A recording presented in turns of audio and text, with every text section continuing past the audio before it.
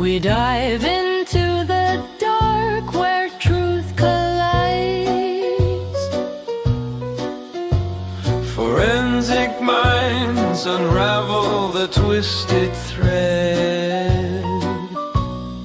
True crime tales from the living and the dead.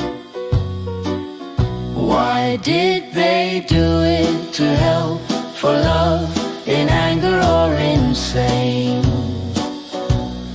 Who will remember them? Who is to blame? The victims deserve justice. The guilty should be until the end of time. Echoes of the past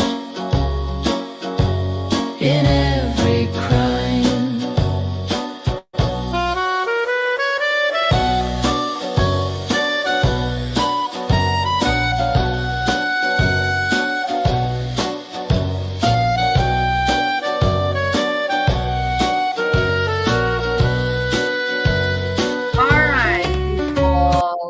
I hope you guys are doing great. I myself am doing wonderful. I feel horrible because just as I was about to go live, my little granddaughter came in and jumped in my lap, and I feel like I'm, I should be playing with her. So, but I'm not. I have to be true. It's been a long time since I gave attention to you guys, my channel, and so this is important. And so here we are. So Martian asked a good question. Let me see what that question is. Where is it?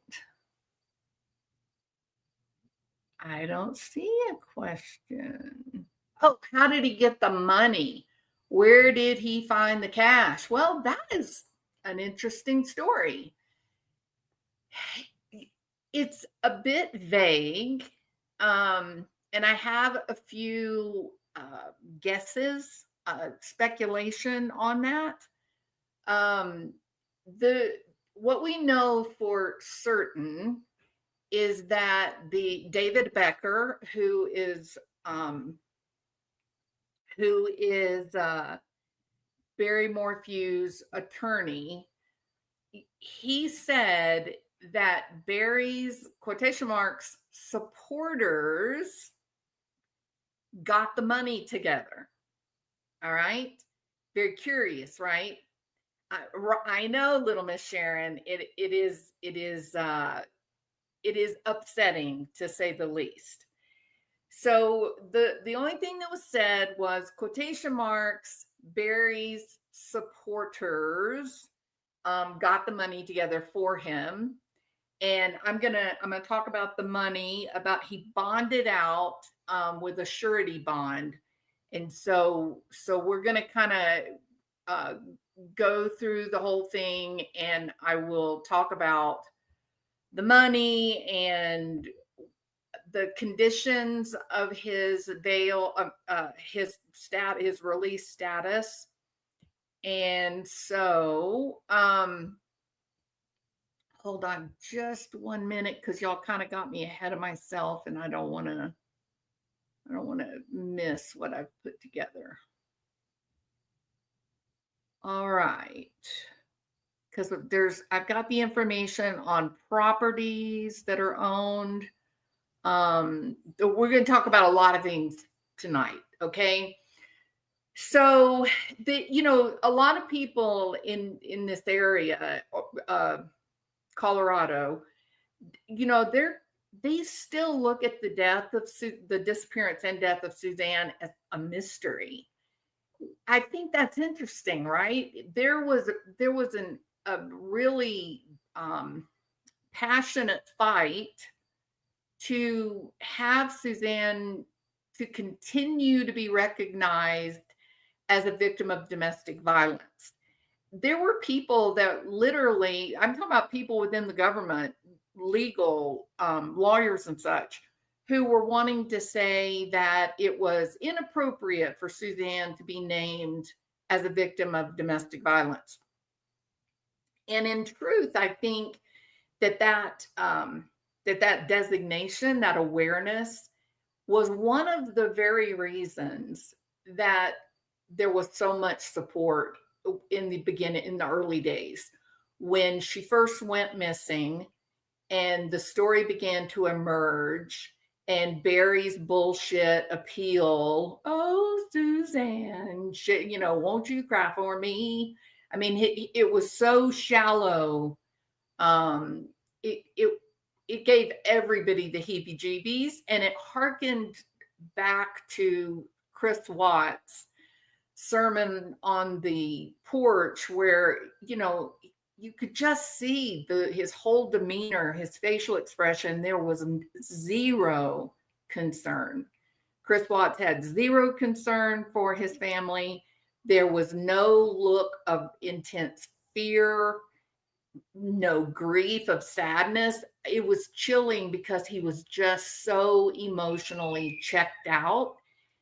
And I get the same experience with Barry Morphew. When he did his Oh Suzanne video, it just felt very cold and shallow. It felt unorganized. It wasn't a narrative like beginning, middle, and end. It was just kind of like these little quips, these little small sentences that he threw together because maybe he thought they sounded right. Later, we found out the actual circumstances of how that video came to be in existence, and that made it all the worse. That it was actually Suzanne's cousin who was saying, man, dude, you got to do something. Like, why are you hiding? You look like you're guilty of something, rather than looking for your damn wife, right? And so in front of a friend's house, he ends up sitting on a wooden picnic table, and his in-law holds up a little iPhone and records them on the fly, kind of going, oh, Suzanne, if anybody has you. What the hell do you mean, Barry? If anybody has you, stop. From day one, Barry Morphew behaved like a man with a secret. He hid from cameras. He hid from interviews. He demonstrated frustration and irritation that people were on his property. I mean, legal people, police officers, the people that had come to search. He would fly down the road as fast as he could with one of his daughters right on his tail. He carried that stupid, silly, I don't know, large piece of equipment that all landscapers use, I suppose. They were protecting it like it was significant, right? Like they wanted to keep anybody away from it. Although I found that very suspicious in the beginning, I've now reached a point that I think it was all a ruse. I think everything he did from the moment that Suzanne was killed, I think every single step he took was calculated and specific to lure investigators in a different direction from where she actually was. He assumed the world was going to have to eat up his malarkey like he assumed the rest of the people had been in his world. He carefully curated and controlled his narrative. Yeah, the Bobcat. Hey, Martin, it's so good to see you. Thank you for being here. I appreciate that. So he, that first Oh Suzanne video, followed by his bizarre behavior in the days after, when you had literally dozens and dozens and hundreds of people to come, take their own time out, spend their own money to come and crawl around that very difficult landscape because it was such a harsh incline, right? You had people willing to do this. Some people drove all the way from Arizona and other places that were willing to do this while this little jerk, jackass, hid. in the most peculiar way that you could imagine. Not only did Mr. Morphew run away, literally and figuratively, not only did he run away, he gathered his own daughters around him in the same way that terrorists gather children and women to protect their store of guns and bombs. So from the get-go, from the time that the world was introduced to Barry Lee Morphew, it became clear that this was in the substance of the family. It did not match the shallow facade of the family. That this family looked like, they were crafted out of cream cheese or something. They looked like the perfect all-American family, everything going well, the American dream realized, correct?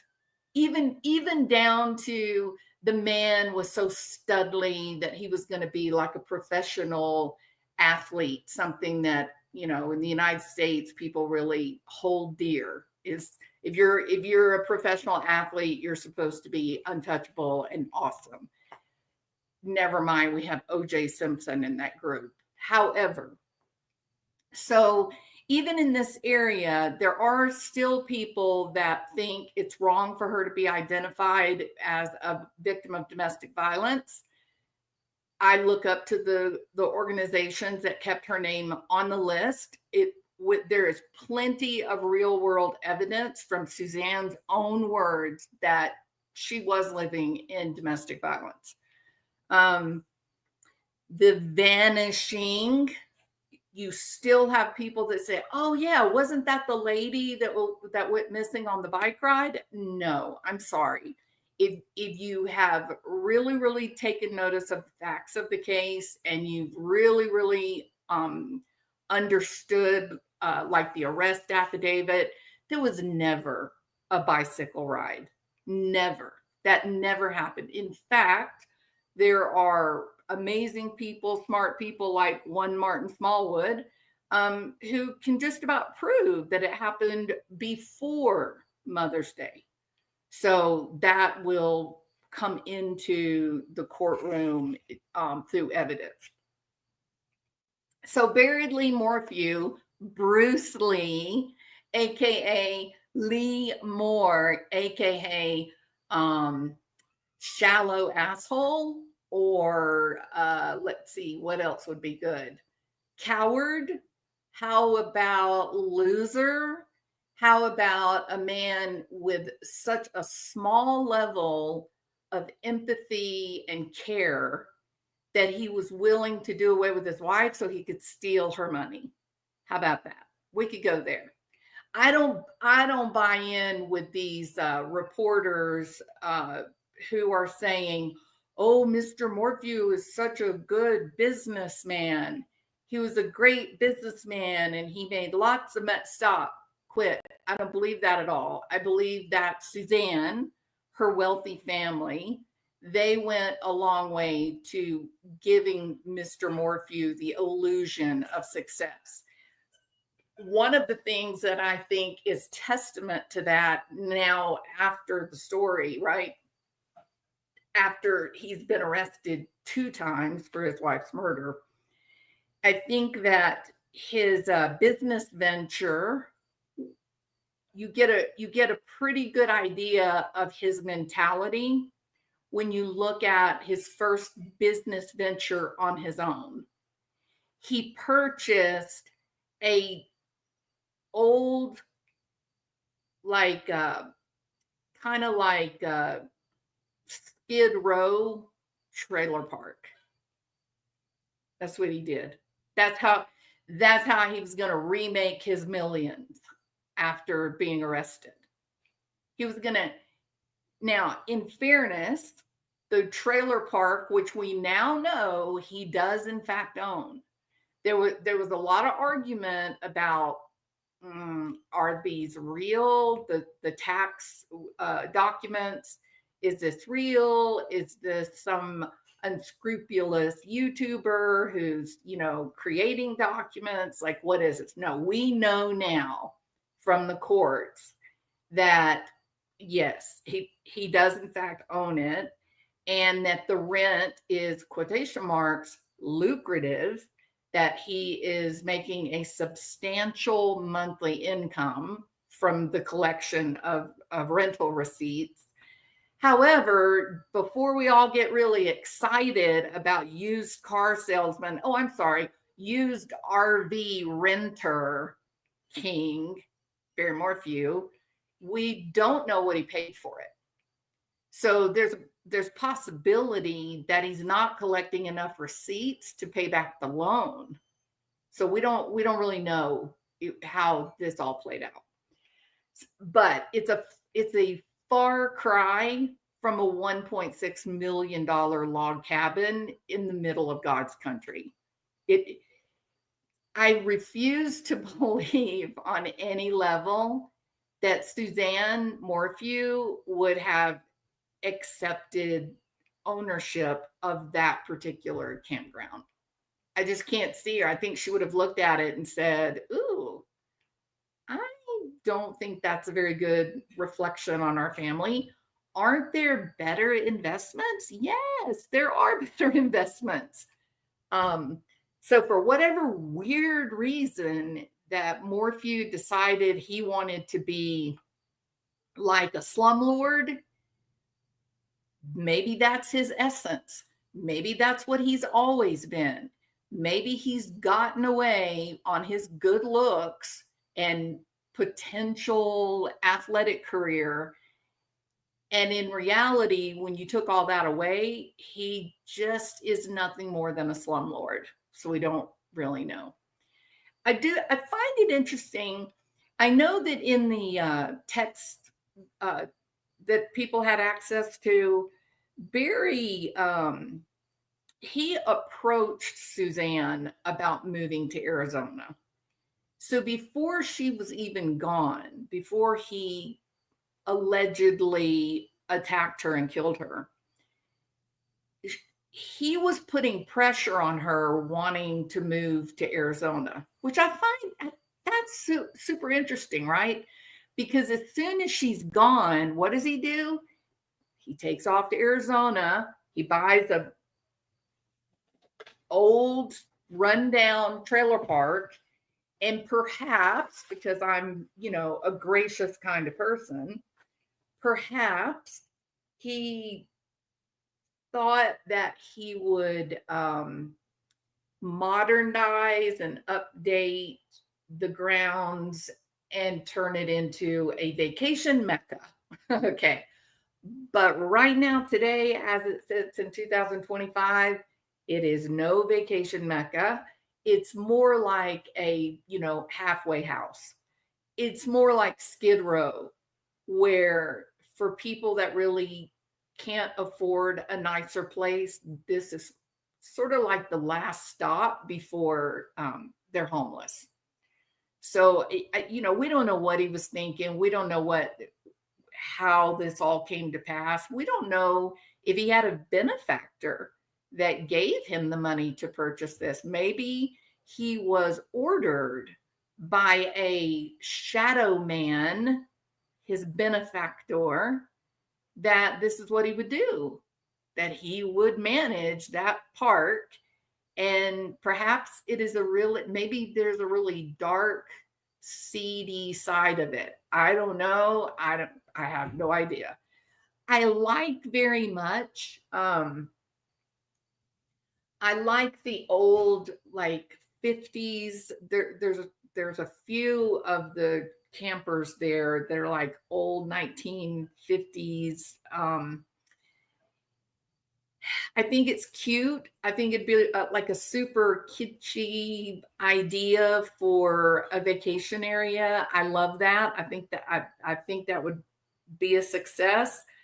But what it is now, it's just a mishmash of different it's just a mishmash of different old rundown trailers, and the actual grounds themselves are rundown. There's really nothing there that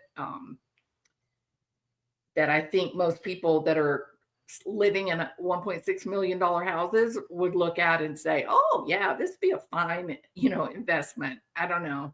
But remember this too. Barry Morphew is a man who invested a significant amount of money in silver. Now, I don't know how many of you guys like precious metals, like as an investment vehicle, but I can tell you this. If you got enough money to invest, let's say, I don't know, $50,000 in silver coins, silver bullion. If you got enough money to do that, anybody in their right mind would say, but why silver? Why aren't you going with gold? Because gold is kind of like our standard value, right? Gold is valuable. It's never going down. It's only going to go up to the moon. So why wouldn't you take 50,000 and get gold bullion? Why would you take it and get silver? Well, if you're speculating and you're like, well, it's undervalued and we've been waiting for 30 years for it to catch up to gold, it's never going to catch up to gold, ever. Gold is rare. Silver is not. So, he's not a smart businessman, in my opinion, judging from what we know about him. Even his alibi, his excuse. Oh, she must have been going on a bicycle ride. Oh, look, her bicycle is down there. Except he didn't have the frame of mind to make sure that the bicycle mashed down the grass. So yeah, I don't think he's very strategic really in his thinking. So Barry was born in 1967 in Indiana to, I guess what some people would say was a working class family. His dad was actually pretty bitter because his dad wanted to be a famous country and western star. And of course he didn't make it, ended up working in a factory. Barry was king of the castle, even in the little small house that he grew up in. His mother and father, may have just been his father, I don't know about his mom, but they basically forced his sisters to sort of cover his ass. So Barry is the traditional, or appears to be, from the information that's been gathered, Barry appears to be the golden child. And then everybody else gets to be the scapegoat. Everything, all eyes was focused on Barry has to become a famous athlete, right? That was the thing. So you got a lot of vicarious living from Daddy Morphew through Barry, probably, and the dreams and hopes of being famous. And I don't know if that included as well being rich. But certainly it does seem that they have two generations now that were really focused on a wish to be famous. In the 1980s, he met Suzanne Moorman, who was a cheerleader. They got married in 1994, where they then had two daughters, Mallory in 1998 and Macy in 2000. Instantly, Barry's life improved. They are a church-going, community-involved family, and life seems idyllic and lucrative for one Mr. Barry Morphew. Suzanne Morphew did survive breast cancer twice, in 2003 and again in 2014. In 2018, 4 years after her second battle with cancer, they moved to Salida, Colorado, which is kind of interesting. They had no ties there. There are ties to Suzanne's family in Evergreen, Colorado, which is just west of Denver. And they went to Salida, and Salida is actually Spanish for exit. So isn't that, I mean, it almost feels predictive, you know? There was a lot of things that Barry did that made me feel, how do I say it? It brings the question to my mind, was there forethought? Even forethought, 2 years of forethought, right? I mean, it's not like 5 years, not like 10 years to go in the middle of 2018 and then to have Suzanne go missing April 2020. It's like a year and a half. Was this a ruse? I don't know the answer. We'll have to wait for the trial to see if that information comes out. But nevertheless, she survived cancer 2014. They were having trouble with their marriage while they were in Indiana, and they took a trip to Colorado, and they actually stayed in the big log cabin as part of the trip. And instantly, they both fell in love with it. So Suzanne was motivated. She wanted to be at the house. She wanted to make the move. The oldest daughter had been accepted into college nearby in Gunnison, I believe. And so Barry, Suzanne's dad, they put the money together that made it possible for them to purchase this $1.6 million house, as well as a $1.7 million house in Indiana. Isn't that interesting? Because you think, wow, that's a lot of damn money. Going on $3.5 million tied up in housing. It's kind of curious. How does a landscaper and a woman who does bookkeeping for said landscaper, how do you amass $3 million? That's very, very interesting, right? I don't know what it means, but I get this feeling as I go through this whole history and background, it just seems like the known money can be traced to Suzanne's side. Barry's business practices indicate a man who was disorganized and failed to follow state law for businesses. So how do you come up with that much money that you can buy $3 million worth of real estate? It's very, very interesting. So Suzanne continued. When they moved to Salida, she was excited. Her sister said that she completely decorated the house, bought all the furniture. She was fully embracing the Colorado, log cabin style living, that she had a lot of hopes and dreams for things to be great. We know now that things just were not great. There were stories that were told where Barry behaves in a very strange, unusual way, like skulking about his own house, peering into windows without his wife and her best friend knowing. It's very strange, Barry. Not sure what's wrong with you, dude, but you do act like a man with a secret, a real big secret. Could it be that whatever it is that has amassed a fortune of $3.5 million in real estate, was that what you were hiding? How is it that someone with $50,000 to invest buys silver rather than gold? These are not the decisions of a wise person, Barry, and yet you're able to put together $3 million for real estate? Something very, very strange going on in your world, Barry Morphew. So the Maysville property, $1.7 million house, basically became a symbol. And yet we now know that the marriage was indeed crumbling. It came as an artifact of her going missing and an investigation that was rightly pointed toward Barry, in my opinion. Suddenly, a pen is found in Suzanne's lingerie basket. Now, I know that everybody says, I know the cops, the investigators, everybody, they all say the pen was purchased by Suzanne to try to catch Barry.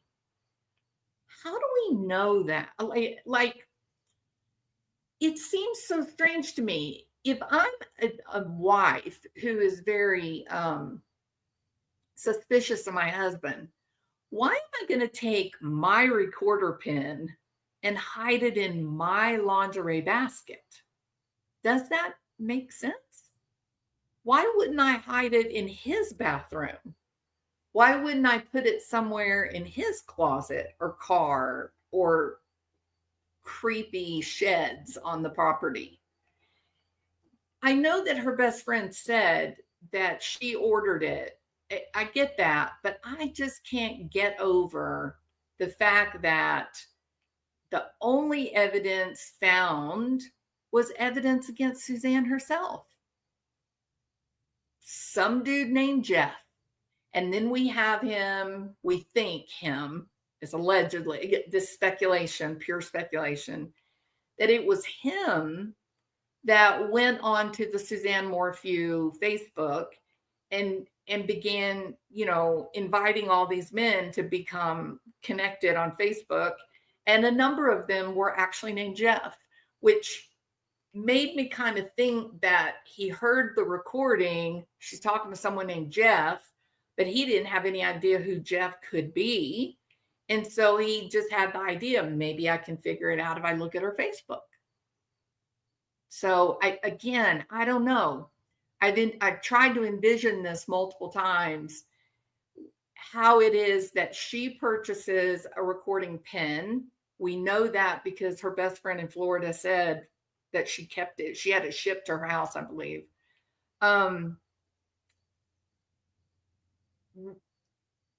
Is it possible that Barry found the pen and he ordered his own and then planted his without her knowing?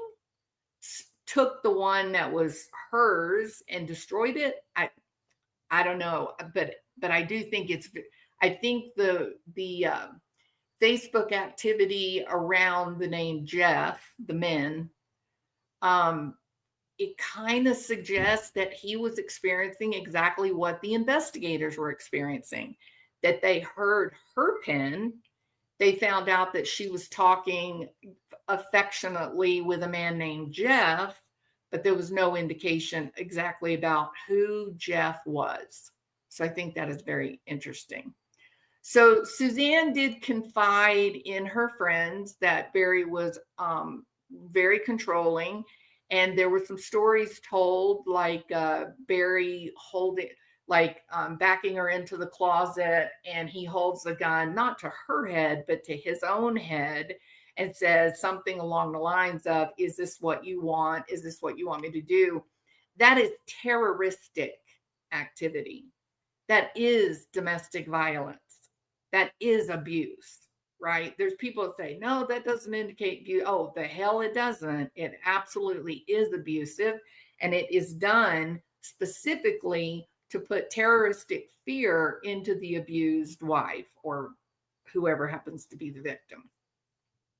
So there's other bits of anecdotal stories and such that about Barry being very controlling, very aggressive, even violence.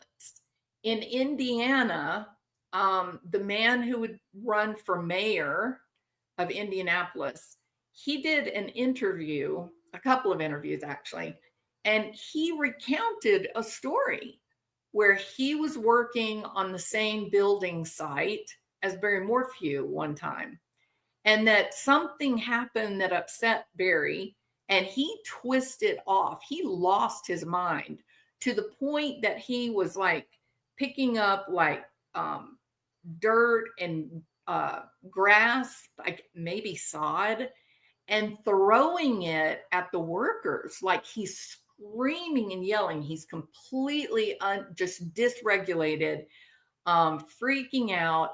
And when the guy got back over there and he's like, dude, man, what are you doing? Calm the hell down. Barry begins to sob, crying, sobbing. So the reason that I think this is a really, really critical story in terms of understanding Barry, this is a really critical story into understanding who he is, just based on anecdotal evidence about the way he treated strangers. Now, if he becomes so overwhelmed emotionally, so dysregulated and out of control that he's throwing dirt on other grown men that are strangers to him, try to imagine what this man would be willing to do to his own family. Imagine that. I said for a long time that I have thoughts about Macy.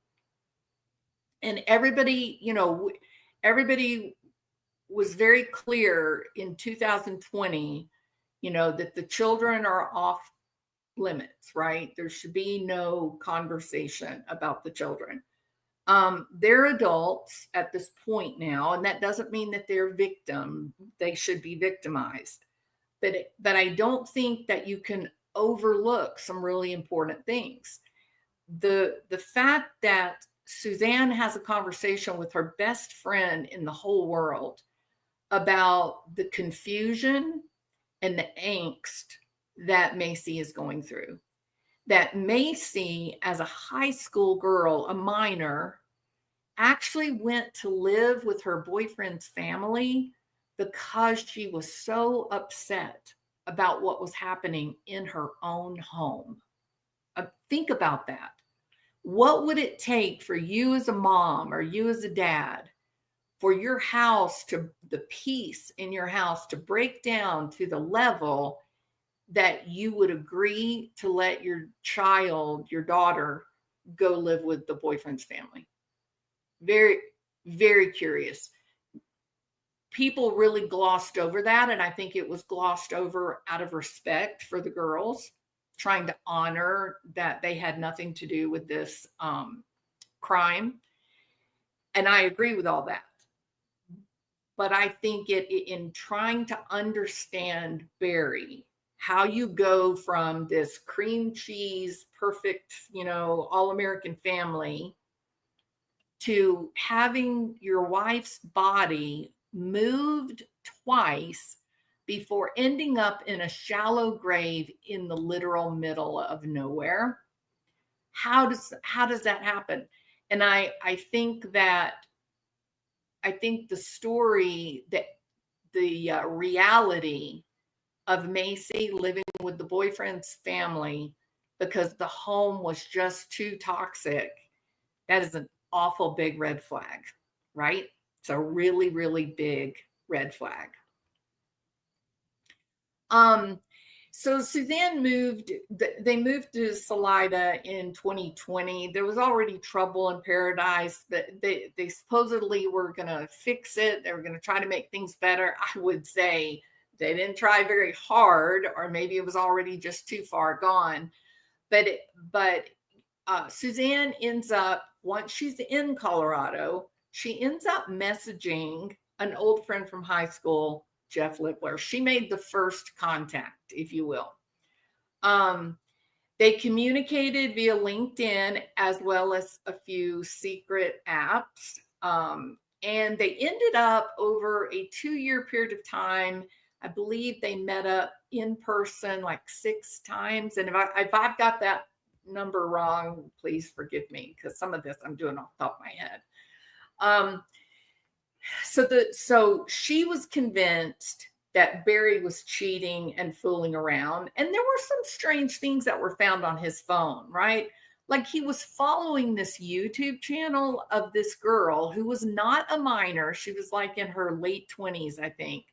But her YouTube content was all about her life, her sex life as a minor child, like her first time she had sex, the first time there was a BJ, the first time she knew about certain sexual things. Isn't that odd that a 50-something-year-old man is so enjoying a channel that he would subscribe to the channel? that he would return to the channel many times to watch this girl's content. Isn't that odd? It's really, really strange. Just like him skulking about his own property so that he could peek in a window and scare his wife and best friend to the point that they call for help. Some weird, Barry, I don't care what anybody says, dude. You are strange cookie. And I think at least one of your daughters knows that you are off your rocker. So Mother's Day 2020, there is a phone call. Suzanne is missing, right? May the 9th, Suzanne was alone. Her daughters were supposedly camping. There's been multiple kind of suggestions about what they were doing, but we'll go with camping. Barry told law enforcement that he was in Broomfield, which is a subdivision or an area right outside of Denver. It's about 2.5 hours away from Salida, about 150 miles. This is the first real evidence that things are wrong. The timeline is very curious, and the times for which the phone is turned off or on are equally as strange. We know that the very last, the cops, the original cops in the first arrest, the first supposed court case, they claimed that Suzanne's last proof of life was at 2:03. That she sent on the 9th, that she sent a photograph to Libler, right? Where she's supposedly out in the backyard, sunbathing. Now, there's a lot of reason to believe that that was simply a picture that was saved in her phone, and he was the one that was messaging Libler. Jeff Libler himself says that he felt like it wasn't Suzanne, or that it was really Shade. He felt uneasy by that last conversation. And was it because he felt like her semantics and syntax were not consistent with what he knew about her texting? I don't know, but I do believe that with this prosecutor, I think Jeff Libler will actually take the stand. That I'm only speculating. That is my guess only. Hold on a minute. I need a drink of water. I apologize. Barry was spying on Suzanne.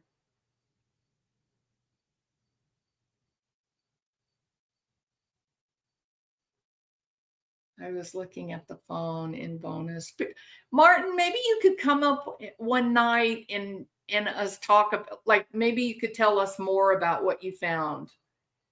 That would be really, really great.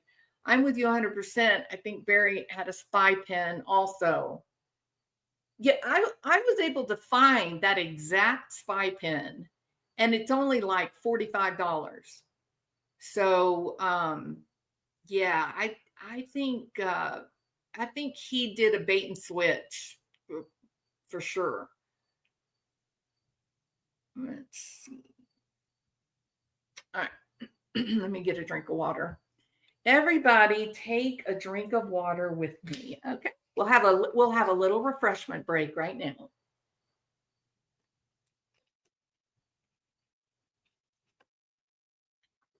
All right. So Suzanne is, the ruse is, okay, I'm going to go by the official information. The ruse, but I don't believe it. I believe Martin Smallwood. 100%. I believe Martin. 2:03 that afternoon, Suzanne is supposedly laying out in the sun, and she sends a photograph to Jeff Libler. She's smiling. She's happy. The photograph is all washed out. You can't see any of the surrounding area. And I've seen the backyard. I've seen the breezeway. I've been on the property. You would have absolutely seen the trees behind her. There's simply no way a photograph would have been taken that you would not have seen the greenery behind it. And at 2:03 in the afternoon, the sun would not have been directly overhead where the house is situated on the mountainside. I just don't think that it was a real picture. I think he took a picture that was already taken in the phone, and he sent it acting like it was just taken, pretending like he was Suzanne. So after the 2:03 p.m., just 40 minutes later, her phone goes dead.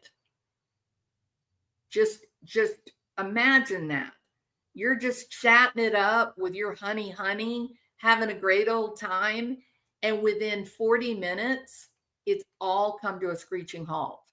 That is absolutely just ridiculous, right? So the investigators from the first investigation pieced together that Barry's truck telematics showed erratic movements around the home that afternoon, that night, doors opening and closing, even in the early morning hours.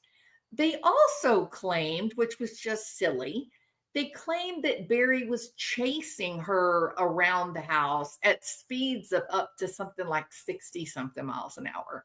Not even possible. It was very likely just the cellular drift, right? We've all seen it when you look at locations on your phone. It'll look like the person moves to the front of the house, to the back of the house. No, they didn't. It's just the connection is not very good. So I think they misinterpreted static drift. They didn't really understand what that was. However, when Barry says, I went to sleep early that night and I woke up at, 4 o'clock in the morning, and yet his car doors, his truck doors are opening and closing and staying open for 20 minutes and all kinds of crazy crap at midnight or soon after midnight, he definitely lied. So I don't know about you guys in your life, but here's what I know. I don't have the ability to read people's minds, but I know this. When people lie, it's because there's a reason for that lie. And the options for what could have been going on at 2 a.m. in the morning are pretty damn limited. You know what I mean? So yeah, Barry, you're going down, Barry. They're coming for you in a way that is amazing. And I think that Linda Stanley looked like a woman who was either completely incompetent or completely corrupt. So Barry told the authorities that he left Broomfield at 5. He left for Broomfield at 5 a.m. on May the 10th. The truck drove at 2:43. There was movement. And there were peculiar turns initially, right soon as leaving his house. There were some strange turns, but they weren't as strange as Weird Barry's explanation. Like, oh, I saw a herd of elk and they were dragging their horn, or one of them was dragging his horn, and I had to go and see where they might be going.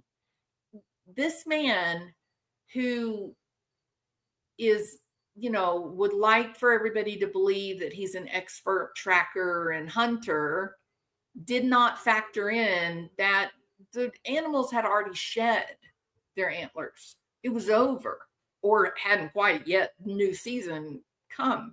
He would have known that, which says to me he was emotional. When he was asked the question, he was emotional, and I think he was like, oh shit, I didn't think about this. What do I say? And I think he just kind of flew by the seat of his pants, and it revealed the first big lie, in my opinion. I also think it's very funny. Initially, when they came up with the story of the bicycle, everybody was like, oh, it's an expensive bicycle. It's like a $4,000 bicycle, blah, blah, blah. Later, it was uncovered that the super duper nice, expensive bicycle, that's not the one that ended up thrown over, down the ravine. he used a parts bicycle, a bicycle that was inexpensive that they were taking parts off. So how Barry is that? Remember, this is the guy who thought it was a great investment to be a robber baron on Skid Row. So yeah, again, Barry, lots of evidence. You are not a smart dude at all.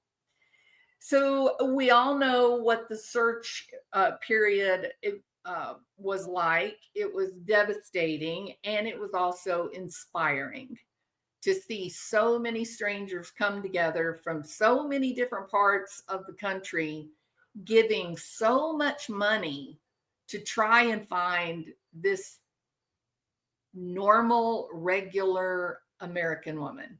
It was really, really something to be inspired by the goodness of people, even as Barry demonstrated the lowest and the worst of a human being. As people were sweating and bug bitten and falling and hurting their legs as they're climbing up and down these very steep, ranges, Barry is running around in his truck, carrying his large equipment around with him, with his daughter on his tail, protecting him. Barry, of all the bullshit that you did publicly, we don't even have to allege that it happened because there's video. And you had your daughter watching your backside. That makes you look weak and sissified, Barry. Truly, you're an embarrassment. Like in my book, the way I live, my family, no man is going to take a young girl and say, "Ooh, protect me." Nobody. So another area of this whole, I'm not even going to call it a mystery, though there are many people in Colorado that do. There's another part of this mystery or massive search. Barry, whose wife has gone missing, he jumps up and says, "Oh, I'm going to offer," I think it was 100,000, right? But his buddy, his little friend, George Davis, matched it. So they offered $200,000 for the return of this woman. Remember, this was a man who owned 2 pieces of residential property worth $3.5 million. And the most that old Bear can scrape up out of the cushions on the sofa is $100,000. Very, very odd. So strange. So strange that this man with 50,000 in silver, his Bobcat, his businesses, 3.5 resident value, he could have gotten a loan for $500,000. $100,000, and I guarantee you, George went, "Dude, that is going to be embarrassing that you're going to offer $100,000. What? Okay, I'll help. I'll help. This is weird." So again, Barry, you look weak. You look like a sissy. You look like you are low IQ, Barry. Now, the BAM name of this video, BAM, Barry Bonds out. No, Barry. You'll never be the equal to Barry Bonds because he was legit, right? You are Barry Bonds out. That's another one of your AKAs, aliases. Barry Bonds out. Or Barry Bonds not. You're a guy that had a friend in Indiana that gave you a lethal medication that you saved for a year and a half. That's very, very convenient, Barry. A year and a half with this medication, this drug, this concoction, cocktail of 3 drugs that are actually used to sedate bears so they can be relocated back up into the mountains when they wander down into the cities and towns like Aspen, right?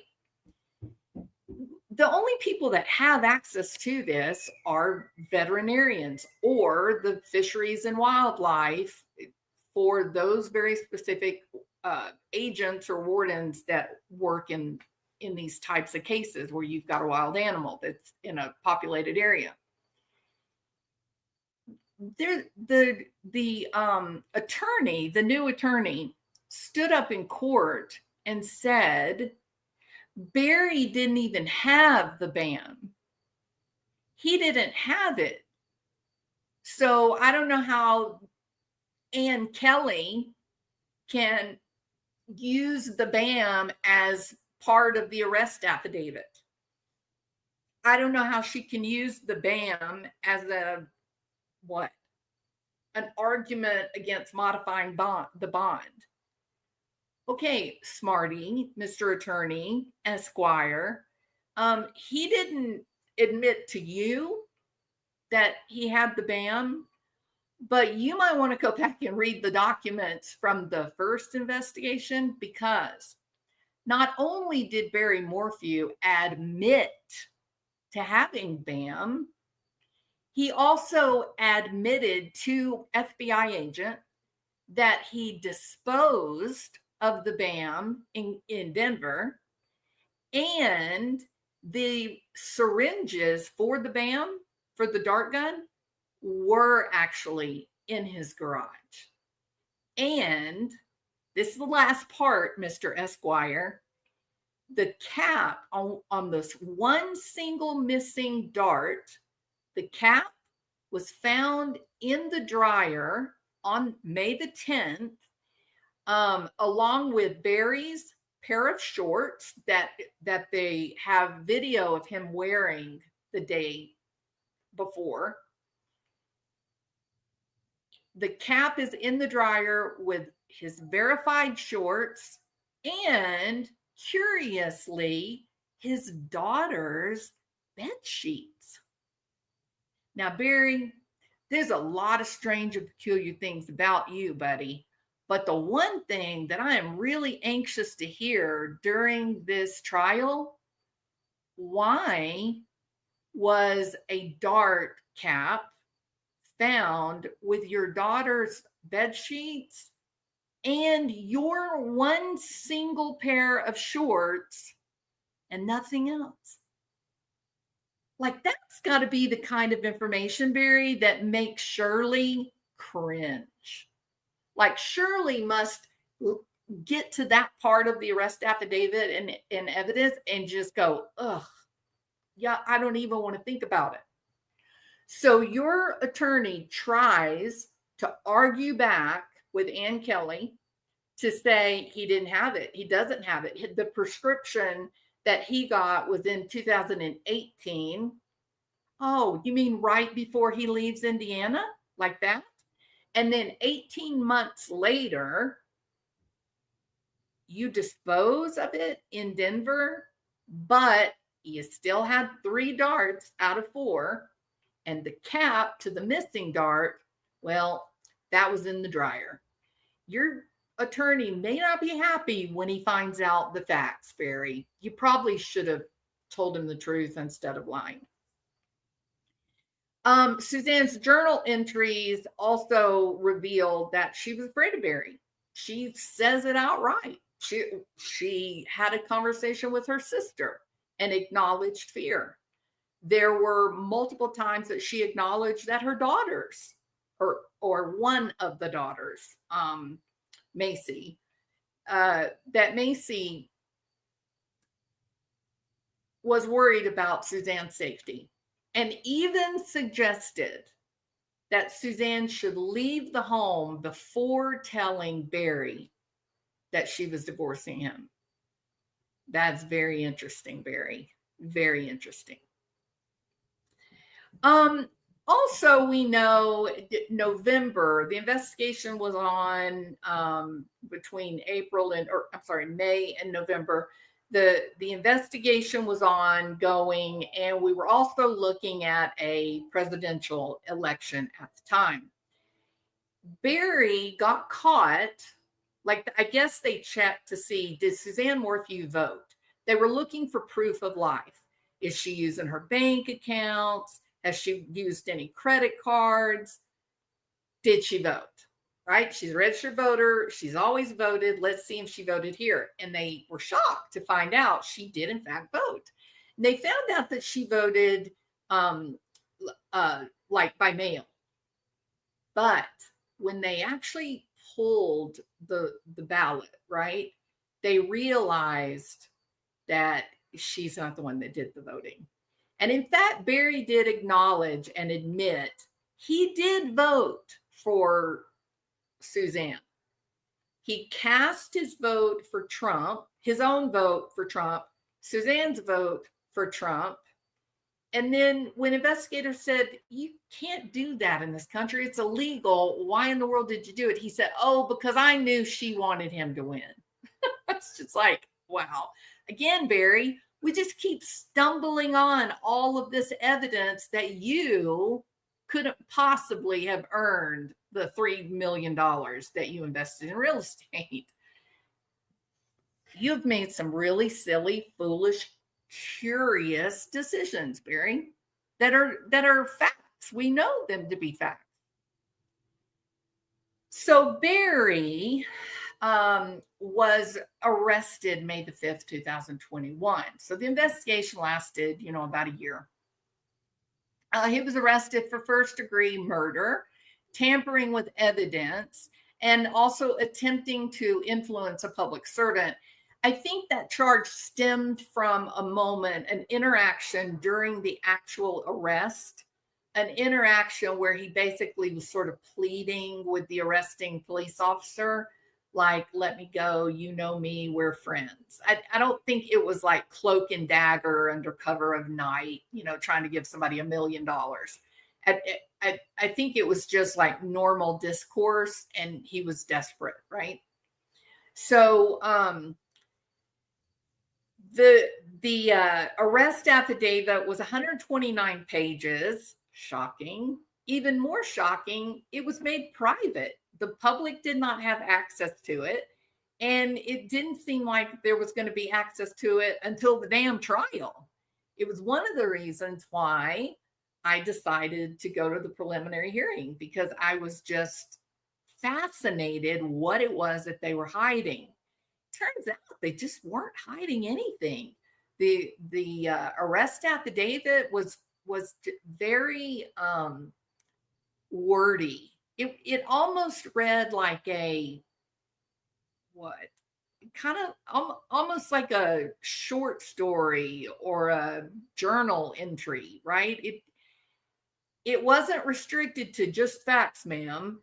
It was salacious, and it was, in my opinion, I thought it was poorly done and a reflection of all the bad that was to come.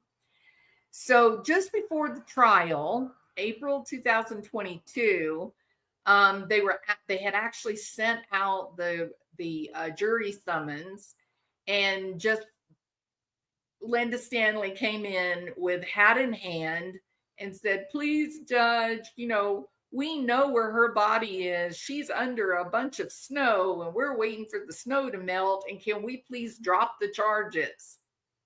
And the judge said, sure. Took Barry Morphew and company completely by surprise.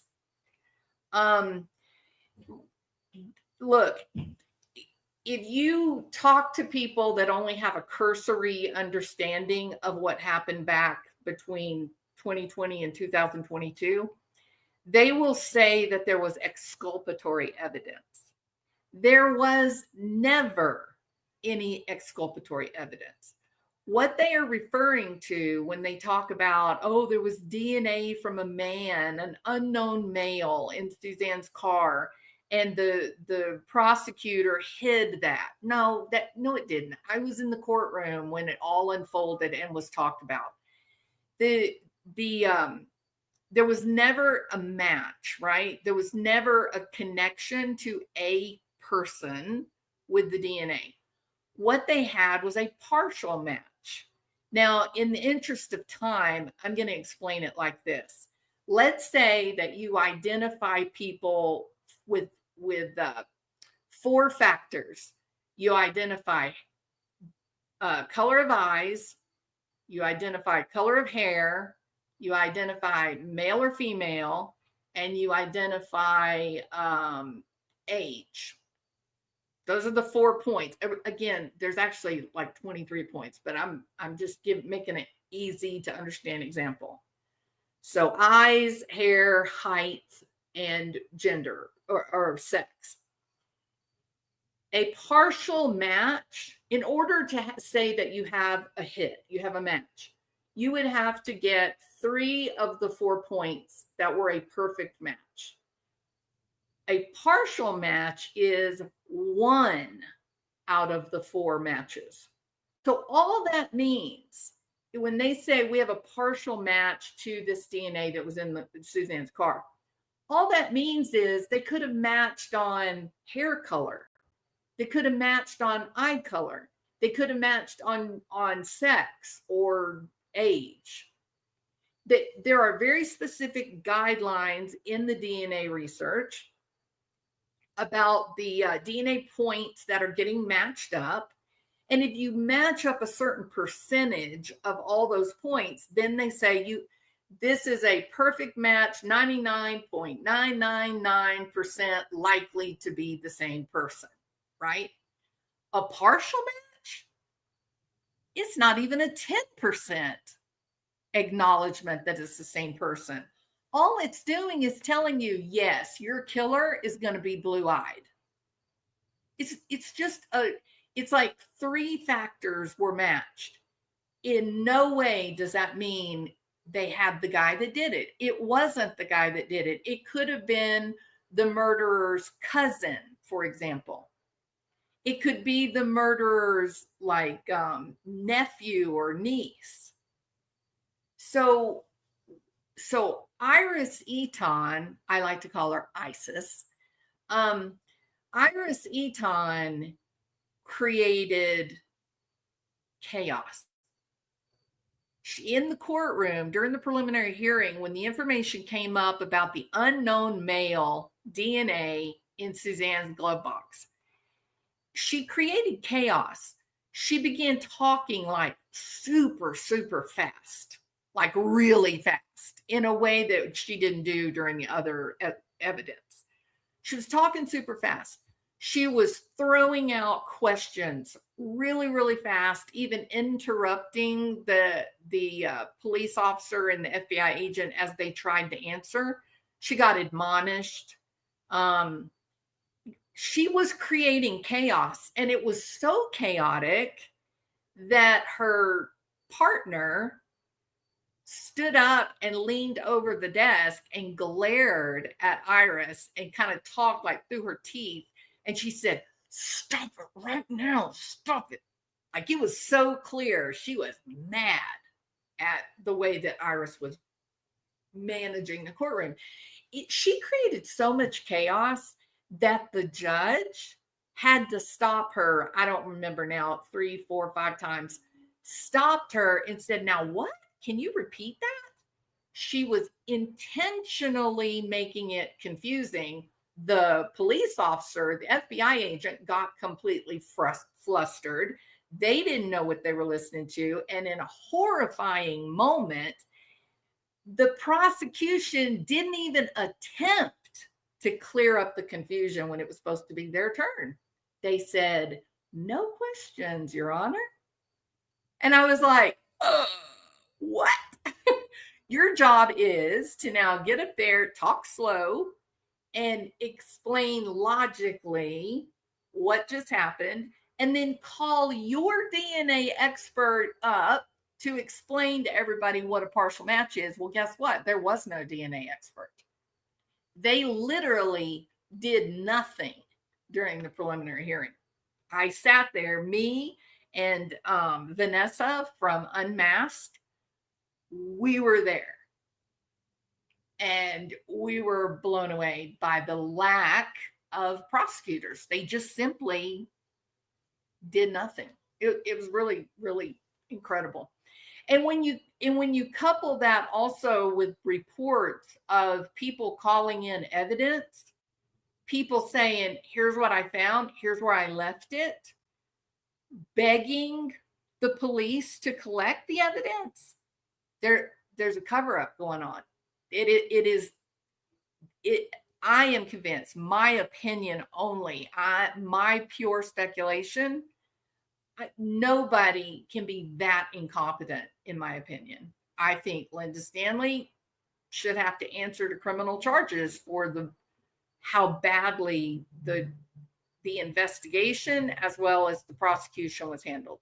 That's my belief only. I'm not saying I'm right and everybody's wrong. It's my thoughts.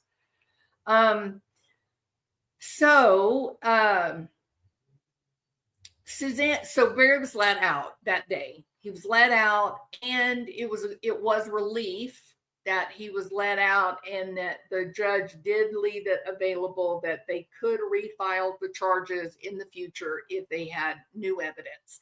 And that prayer was answered on September the 22nd, 2023, when Suzanne's remains were found in a shallow grave in Saguache County, south, like 50 miles south of her house in Salida, or outside of Salida.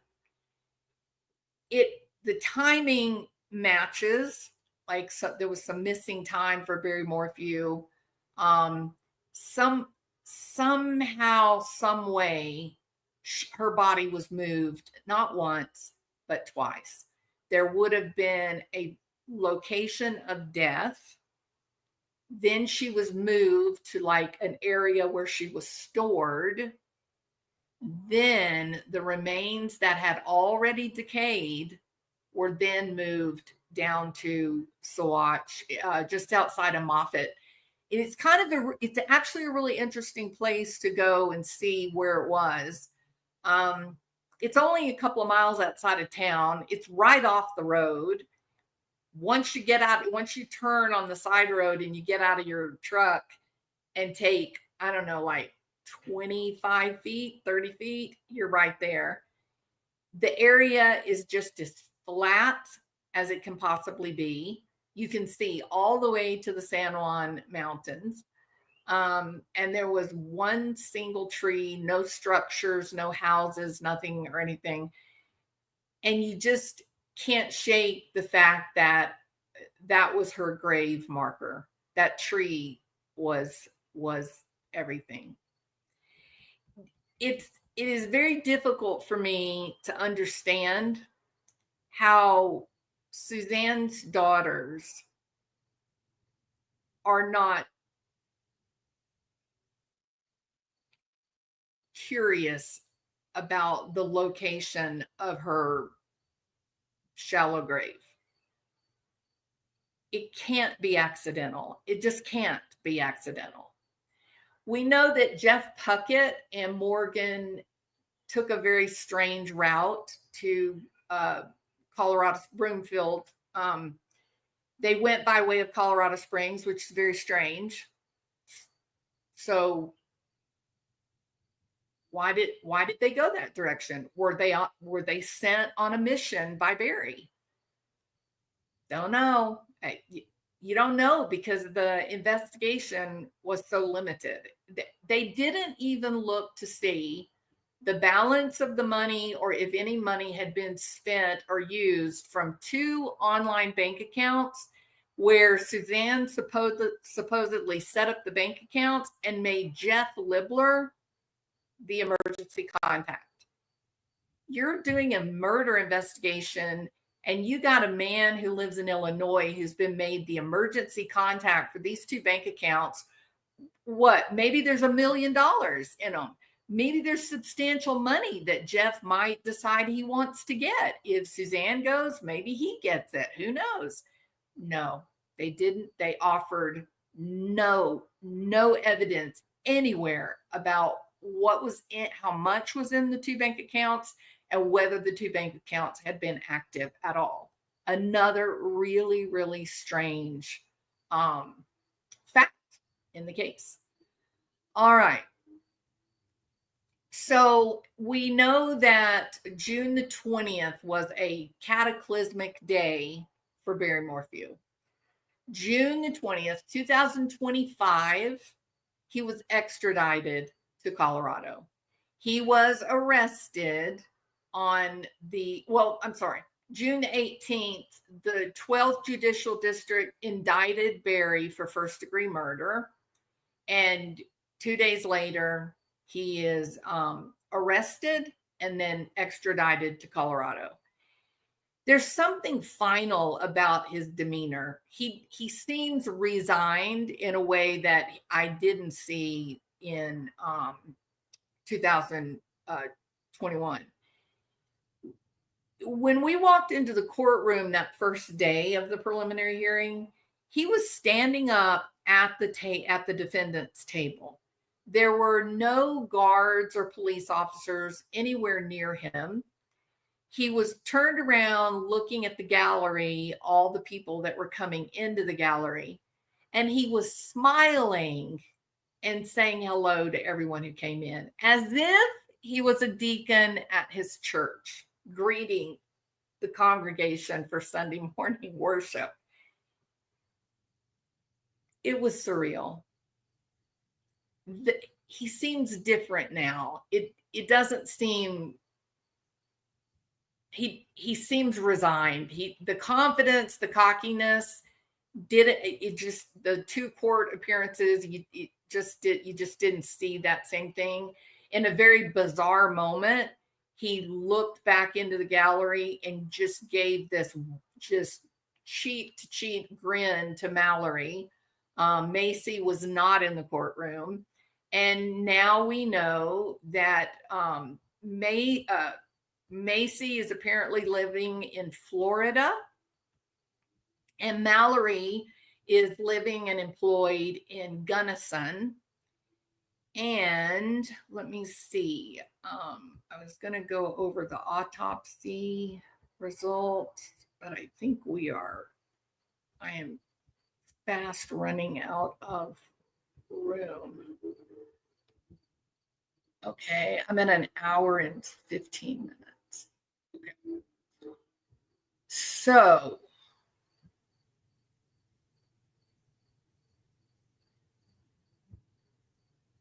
all right. So I think I'm going to save the autopsy information and whatnot. I think I'm going to save it for the next video. And I'm now going to go into his September the 19th, 2025, Barry Lee Morphew, aka Bruce Lee, aka Lee Moore, aka Barry Bonds Not. On the 19th, just 3 days, 19, 20, 20, 2 days ago, he bonded out of jail in Alamosa County. All right. So this second investigation, second court case is coming out of Alamosa. Alamosa is, if you think of Salida on top and then 50 miles below Saguache or Moffett, then Alamosa is kind of down and over to the right. It's at the end of the San Juan Mountains. We've all talked about Crestone on my channel. And so that's the area. Very small, very rural, very no nonsense. I don't think anybody even got a picture of him when he walked out of jail on the 19th. It was very interesting that his attorney said Barry's supporters gathered the money that would make this bail possible. He did go to court and ask for a reduction in his bail. His bail was originally set at $3 million. And here's the operative part: cash only. Well, he can't even put together $300,000 on his own. So no, he was well outside of the 3 million mark. And so the judge did not reduce the 3 million, but I think she actually did worse, right? She said, okay, well, instead of making it cash only, we'll do a surety bond. And that pissed me off when I heard it. Part of the reason why I didn't go live and talk about it at the time, because I was mad. I would have much rather seen her lower his bond, his bail to $1 million cash only, because I don't think he could have put that together. I just don't. But as soon as she went from cash only bond to a surety bond, that essentially reduced a $3 million bond to $300,000, which the little asshole put together, right?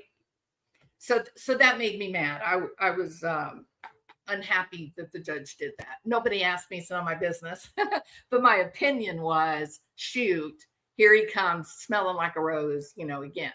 So the surety bond, there seems to be a bit of confusion about the surety bond and what it means for Barry and the trial, and all that.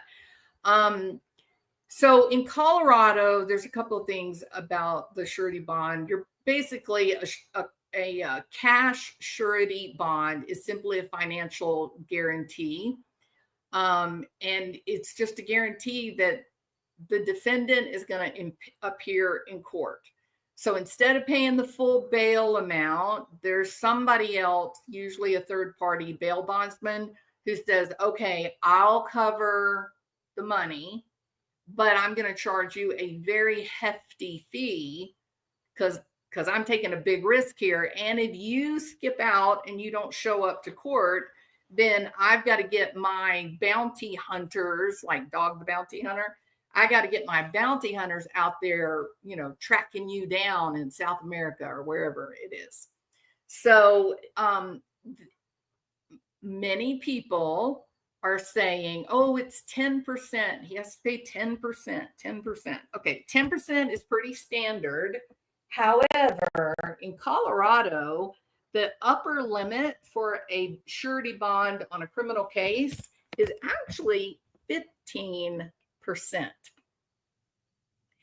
So what that means is the 15% of 3 million is actually $450,000, right? Which made me happier. Okay. I was like, all right, well, he can get 300,000 together just by taking his daughter's house and, getting a second mortgage on it or whatever. 450 is a little bit steeper. It's going to hurt a little bit more. And not to mention, he's got to pay that high-priced attorney that he has. He actually has 2 high-priced attorneys, but David is a big shot in Denver.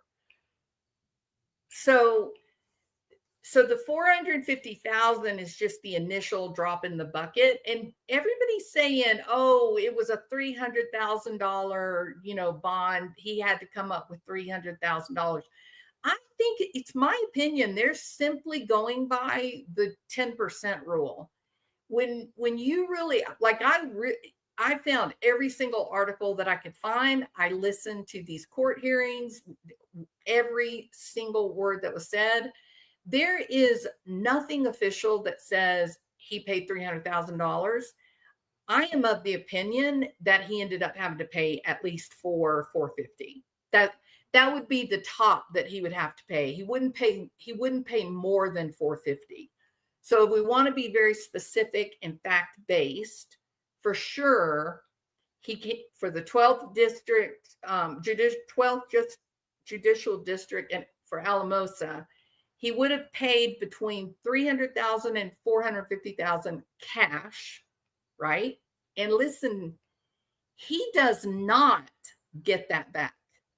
I don't know why people are saying, oh, if he comes to court, if he does everything he's supposed to do, he's going to get his $300,000 to $400,000 back. Absolutely wrong. There are 2 different ways that this is handled. One is cash bail, which is what he had originally. Cash bail versus bail bonds. Okay. when he paid that $300,000 to $400,000 to a bail bondsman, they had to come up with the rest of the $3 million. So the court got their money. They got it by way of, let's say, a loan, if you will. If Barry had put forth a cash bail, he would have put up his $3 million. And if he went to court, if he showed up, if he did everything he was supposed to do, he would get his $3 million back after the verdict, right? Whether he's guilty or not, he gets his $3 million back. He did not put up the cash bail. Instead, he found somebody who would be willing to take like a down payment, the $300,000, $400,000, to give that to the bail bondsman for taking the risk. The bail bondsman turns around and makes the $3 million payment. And here's where people are really, really confused. Barry never, ever gets the $300,000 to $400,000 back. It's gone. That 10 to 15, the 10 to 15% is the fee, the bail bondsman's fee. The bail bondsman is getting paid up front. They're getting their money and they're saying, okay, this is a great payday. We just made $300,000 to $450,000, whatever it is.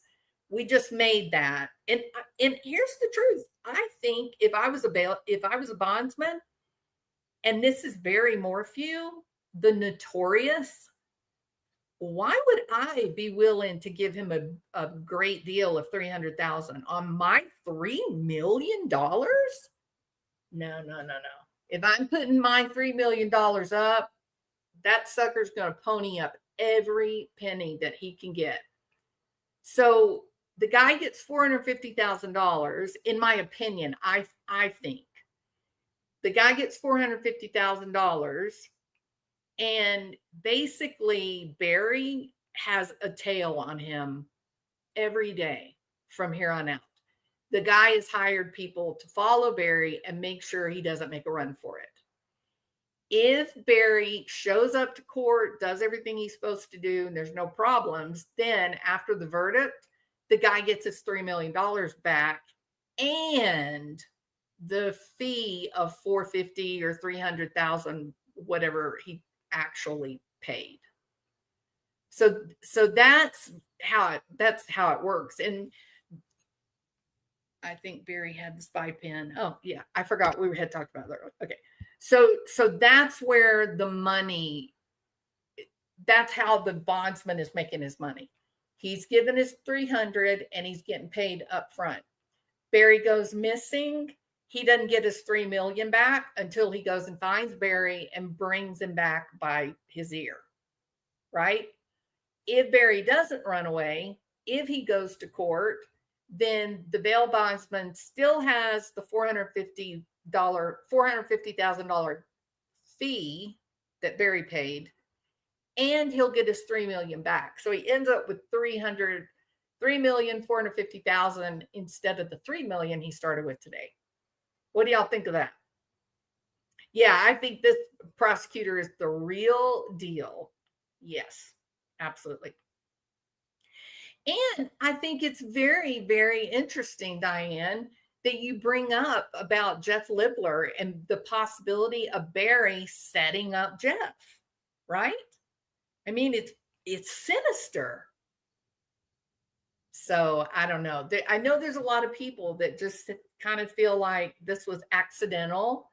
Barry got angry. Suzanne was trying to leave. And it's the same tragic domestic violence story that we're all too common, to the modern world.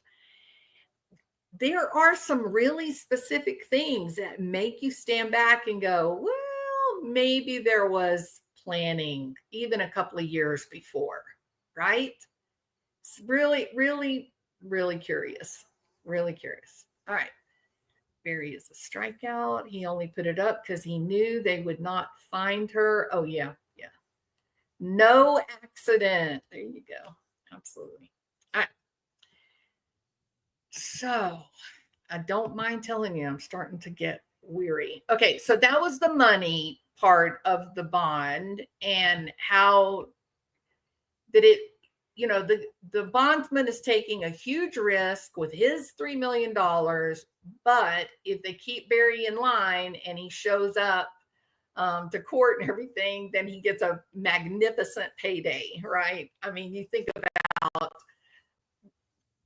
even if you worked on the case for 2 years, $450,000 made in 2 years, that's still a hell of an income, right?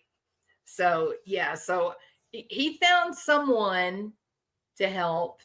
But I bet you whoever did agree to do it, I bet they paid him the highest possible, or charged him the highest possible surety bond. It would be my guess. Let's see. They talked about Barry not having any real criminal history. And I talked about the property a little bit. Okay, so Macy is in Florida, and there is a Noblesville property, Indiana property, that was put squarely in Mallory's name. There was life insurance money or inheritance from Suzanne's death that went to both Macy and Mallory. And then there is this mystery Skid Row trailer park in Arizona. And it doesn't look like there was much. It looks like that Barry lost about $100,000 on the sale of the Maysville house, the log cabin. So they moved a lot of money around. Barry Morphew and his mother had a house that eventually ended up getting moved all into Mallory's name. It does seem like Barry is most closely aligned with Mallory. And so was that the plan? Was he moving money around and orchestrating what would later become his defense fund? That, I guess, we might find out about later. It would appear, after looking at a lot of different factors, where would Barry be living as he is on out on bail or bond? He has to stay in the state of Colorado. He can't even leave and go to Indiana for a visit. He can't travel at all. The other thing he can't do is he can't leave his residence. So wherever he's going to be living, the court has to know, and he's not allowed to leave. He can't like run uptown and go get a hamburger. The only way he's able to leave the house is if he notifies the police and he's going to like have like a meeting with his attorneys, or he's going to court. He is a landscaper. His attorney, this is kind of funny, his attorney's papers said that Barry is an expert landscaper. And so the attorney also, I think the attorney lied. This is 100% a guess on my part, but the attorney said to the court that Barry had numerous business contacts that would let him work, that would give him a job. And I was like, hold on there a minute, David. Are you sure? Because I'm thinking about myself as a business person. If you worked hard and you had a business that was lucrative and it was doing well, would you bring Barry Morphew on to your like valuable company that people might get weirded out and actually stop using you if they were afraid they were going to have to come face to face with Barry Lee Morphew? I wouldn't want him associated with my business. So again, was this just the attorney advocating for Barry? Maybe. And I could be, maybe I'm wrong. Maybe he has just a plethora of friends who are saying, Barry, please come to work with me. I will say this. I think AK talked to people actually who said Barry was reckless at work. He tore stuff up because he was just emotional and just kind of nutty, while he was working. So I take this with a little grain of salt, even though it's in court documents. I don't know if I believe he has lots of business associates that have said they're willing to let him work. But maybe. And here's another thing. Once Barry is out of jail, once the bond is posted and he is able to leave, at that point, he is no longer considered indigent in Colorado. So the way Colorado law is, if you are in jail, you're automatically considered indigent. It doesn't even matter if you have been working and you've got savings. It is, if you are in jail, you can't work, so you are indigent, and they will pay for your attorney's fees, right? Or give you an attorney. But once he walks out, once that bond is posted and he walks out a free man, then Colorado is no longer paying for his representation. And because of that, that is written into the guidelines for his release, is that if he has a job, he can go to work. So he'll have to tell the court where he's going, what time he leaves, what time he gets home, what he's going to be doing, who he's going to be working for. He has to give them all that information, and he has to have a Colorado's driver's license, and his vehicle that he's driving, it must be registered to Barry Lee Morphew in Colorado. So he can't say, oh, I'll register Lee Morphew or Bruce Lee or Bruce Morphew. It has to all be completely legal, no aliases, everything. And he has to strictly abide by going to work, coming home, or going to get medical care after you've alerted the court, or going to the courthouse for your proceedings. So it's quite restrictive, actually. It's not anything like what it was when he had bail in Salida. They had him, he had a place in the mountains. There was no cell coverage. Even though he had a tracker on his leg, it didn't pick up with any of the equipment. His daughter was friends with the guy that was doing the equipment.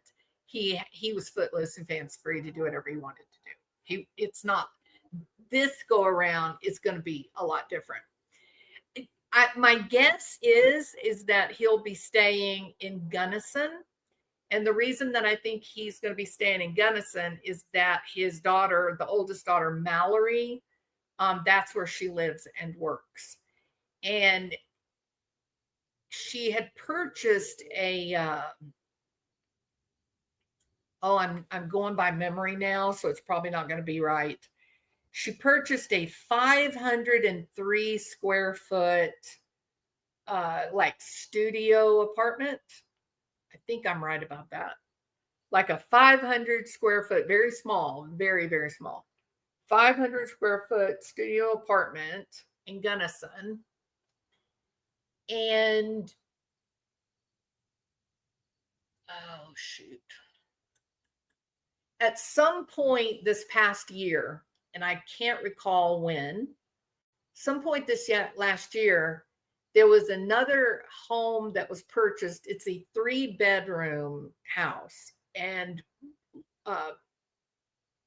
even though she doesn't pay much for it, somewhere in the realm of $250,000, $98,000 down payment,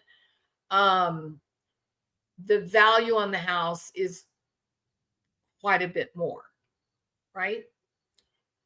So I got the feeling when I was looking at this, I got the feeling that he was planning all of this and getting his affairs in order to make it happen. So because of the very small house that she'd been living in, but now there's a bigger 3-bedroom house, then I'm thinking, okay, he's got to be in Gunnison with her. Like, that has to be. Why the bigger house? Well, because there's going to be a long trial. His mom is going to want to be there. He's got family members that will want to be at the trial. I think it was a family effort to get the bigger house. That's only me guessing. I don't have any evidence for that. I'm just making a guess. So the attorney also said that Barry has a lot, not only does he have a lot of business associates willing to give him a job, but that he, has a lot of close friends that he still stays in contact with in Colorado. And I just thought that was really peculiar because Barry didn't have any friends. It was Suzanne's friends that were normal, like, relationships, right? Barry just kind of had these work associates that seemed to be a little on the shady side, in my opinion. Just my opinion only. But this is what the court documents say. Also, when addressing the character and the reputation of Barry Morphew, his attorney said that the government previously tried to portray Barry as a criminal. But he's not a criminal. In fact, Mr. Morphew's reputation has been excellent. He is an honest person who is okay. Excuse me, Attorney David. I think you need to look into Barry and his business licensing before you start telling the court, the judge, that this is an honest guy with a stellar reputation. You would be 100% inaccurate. And there is so much actual evidence to attest to that. For example, doing work in Colorado under a state contract that requires that your business be in good standing, and he doesn't have not a single license in Colorado to do business until about 9 days after Suzanne goes missing, and we now know is dead. What? He can't muster the integrity to have his business documents in order, to pay for a business license so he can do this lucrative contract work in Colorado. You want to say that he is, an excellent reputation. How do you explain away all the business trouble that he has in Colorado? We're not even talking about his business reputation in Indiana,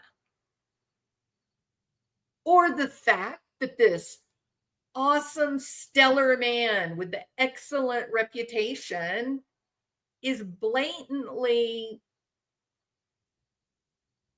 like, almost living with another woman in Salida that people knew was happening. That doesn't bode well for an excellent reputation, Attorney David. Also, people who will help Mr. Morphew when he's out on bond. Well, that would be, and I quote, Mr. Morphew's legal team, Mr. Morphew's friends, and his daughters, plural, will provide all needed assistance in ensuring that he appears for all court hearings. I'm telling you, man, if I was Macy, I'd be on that Florida phone going, Judge, don't put me on this. I am in Florida and I don't know what he's doing or where he's going. You're going to have to talk to my sister Mallory. That's how I'd handle that, Macy. Also, they ask, what about a likely sentence? Is that going to have any effect on bond? Now, this is sort of an artifact before, when Colorado still had the death penalty, they still had capital murder. In that situation, if capital murder were still real in Colorado, then he would not have been entitled to bail, right? That would have, if the potential, if it's a capital murder case, then if he were theoretically convicted, the sentence would then be dependent on the offense. And a capital murder case would be a death penalty case. And in that case, they would not have been able to legally give him an option for bail. He would have spent the time in jail waiting for his trial. But the death penalty has been gone, which makes the capital murder charge moot. And so currently, he's charged with first-degree murder, giving him a potential sentence of anywhere between probation all the way up to mandatory life imprisonment without possibility of parole. And so that's why the judge had to give opportunity for a bond or a bail. All right. And anyway, Attorney David says that Mr. Morphew's likely sentence is no sentence because he is factually and categorically innocent. I tell you, he's innocent. And I'm going, David, you're so silly. All right. Criminal record. Mr. Morphew's only criminal conviction is his guilty plea to a Class 5 felony, which was forgery of a government document. And he completed a year probation. Possible violation, excuse me. Possible violation of the law if released, or the likelihood of intimidating or harassing possible witnesses. Mr. Morphew is far too fine of a human being to ever engage in such shady behavior, but that's kind of what the attorney said. He said he's such a great guy. He was out on bail before and he didn't harass any witnesses. Are you sure about that? Can we maybe get an interview with Macy, please?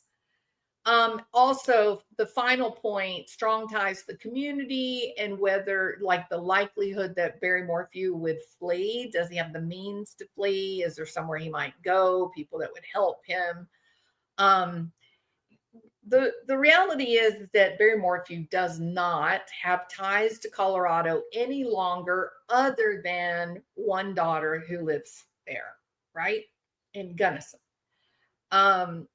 But looking at his past history when he was on bail previously, when he did have ties, he was working, he had his own business. Both daughters lived here, friends, family. He did not flee in those circumstances. So why would he flee now? Asked Attorney David. And so, he ends in a very ISIS-esque manner by saying, Mr. Morphew is not likely to flee. In fact, based on his stellar reputation and history and motivation, the very clear, strong motivation to clear his name and his strongest ties to his two daughters, he will not flee. All right. So that was that. And there's constitutional considerations. There's other, factors that, frankly, at this point, 2 hours in, it's a lot. So let's see if there was anything else I wanted to say about that. Hold on. I'm trying to get to the last page of my notes. No.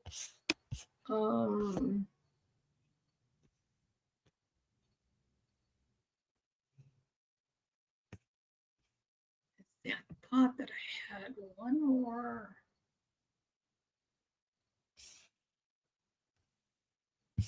I'm going to wait and do the autopsy information.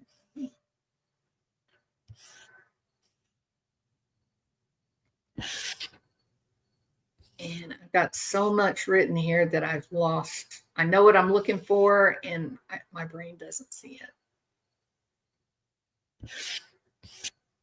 All right, maybe I'll just have to do.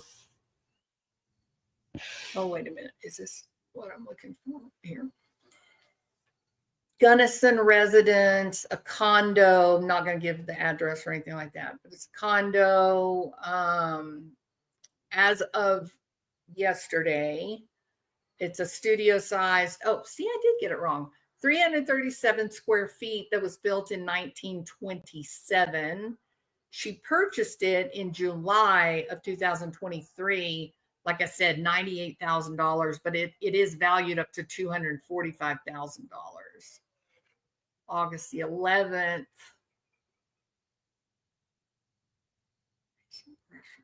She sold it. While she purchased it for $98,000, she sold it August the 11th, $170,000. They remodeled the whole condo. They put in new windows, new water heater, baseboard heaters, flooring, radiant wall heater. Wow, they got fancy. And a complete new overhaul, modernized bathroom. And then this was actually this was where one of the daughters, the address that one of the daughters actually used for her voting records.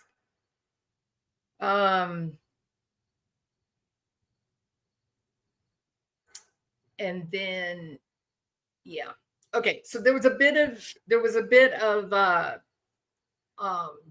profit that was made by buying this property for a bargain basement price, putting some work into it, and then turning around and selling it. Interestingly enough, sold it, around the time that Barry gets arrested, right? It's kind of interesting. Okay. So I think they were putting the money together is the whole point of this thing with the housing. I think they knew that they were going to have to really work hard to get money together for bail, and then also to pay for this attorney. And I told y'all back on the 20th when he got arrested, I told y'all that the attorney, in fact, I think I was the first person to report on his attorney, who he was and all that. The attorney knew that he was going to be working with Barry when the grand jury indictment was handed down on the 18th. David, the attorney, was already working on it. Yeah. Oh, does that coincide with the COVID stuff, Martin? Interesting. So he got one of those big loans, huh? Barry sold BLM Landscaping and Sunset Tree Farms twat. Yeah, the stellar reputation of Mr. Morphew, right? He's such a great businessman. He's selling the same asset twice. Yeah, so great. He bought I remember the Longhorn Ranch site and the Tailwinds. One of those was for Shirley, right? Yeah, net detective, businessman, ethical businessman. Not the same. So he did get a $70,000 COVID money loan. Wow. For what? For what reason? My God. So the U.S. government's going to be coming for him if the prosecutor doesn't get him. Interesting. Boy, have you guys ever seen such a complete fall from grace? Like this one guy, everybody thought, Chris Watts was a shocking fall from grace. Shoot. Chris Watts hasn't got anything compared to this. That is amazing. All right. And we are going to, I'm so glad you were here, Martin. Thank you so much. I really think I'd like to set up the night for you to come on and kind of just like update us on like some facts, some specifics, new bonus information that's come in. Because I do think, I'm of the opinion that this trial is going to be like the battle of the century. I think this prosecutor, Ann Kelly, is the real deal. I know his attorney is the real deal. And then the judge is strictly by the rules. Yeah, he got the $70,000 for the employees, and there's been a lot of people that have been caught in scams where they're now having to turn around and pay that money back to the government. But Morgan Gentile was the only employee that he had. So I guess no, didn't he have Jeff Puckett at the time? If it was, maybe I'm confused. Yeah, Jeff was working. I guess Jeff was like day worker, right? Like day help. Yeah. Morgan came from Indiana with him. Yeah. All right. So I don't really have any interesting or new information about Shoshona Dark. Yeah, Suzanne was the accountant, right? She was the business manager. I don't really have any new information about Shoshona Dark. I would love to get some. So Shoshona, since you broke up with Barry, you're no longer Shoho. Now you are Shoshona. And I'm sorry that I ever called you that mean name. And if you would like to give me some information behind the scenes, I would love to hear it. Or if you want to come on the channel and talk about your experiences, I would be happy to do that too. And my email where you can reach me, Shoshona, is foolsandsages@gmail.com. Just like the song, right? All right. I hope that you guys have a really, really great evening. And we are gonna go out with my song for Suzanne. All right. Y'all have a great evening. Thank you so much for being here. Martin, it was great to see you. All the mods, thank you. I appreciate you so much. And we'll do this again. See you later.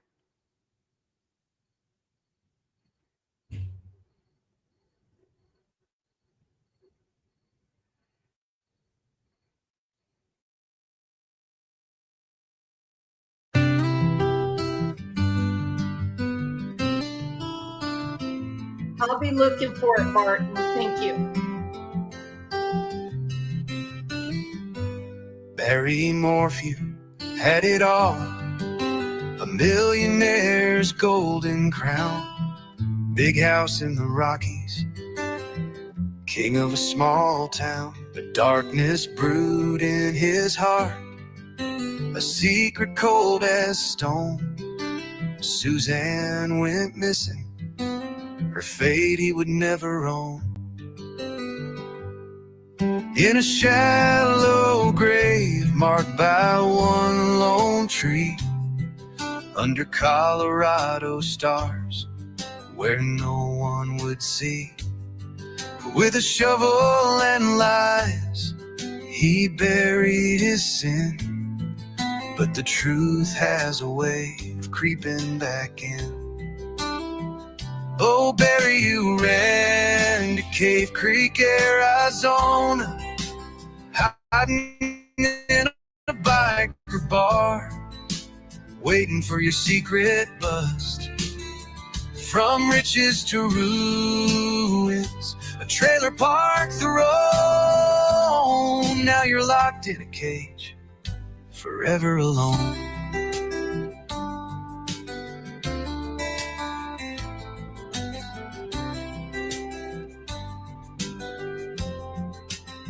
He fled to Arizona to outrun the law. Or was it his own guilt, secret wish to be caught? with villains before him, real desert outlaws hide. The ghost of Suzanne whispers to him all through the night. Suzanne would get her justice, things would be made right. For King Barry in his camper cage, no escape from justice light. From a mansion to an airstream, his empire now shattered dreams. Barry now alone with no home, no friends, a man who's lost everything. Suzanne took her time, the chess pieces in place. As Barry hid in fear, Suzanne prepared her case.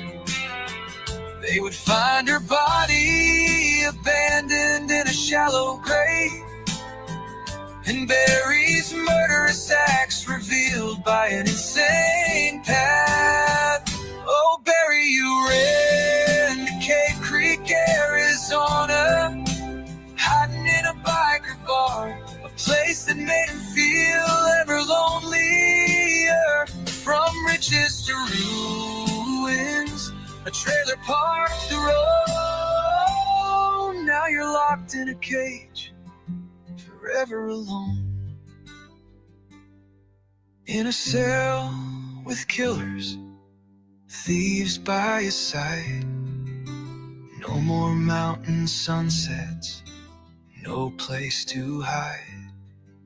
The elks still wander where Suzanne was laid. Her light shines bright, it will never fade.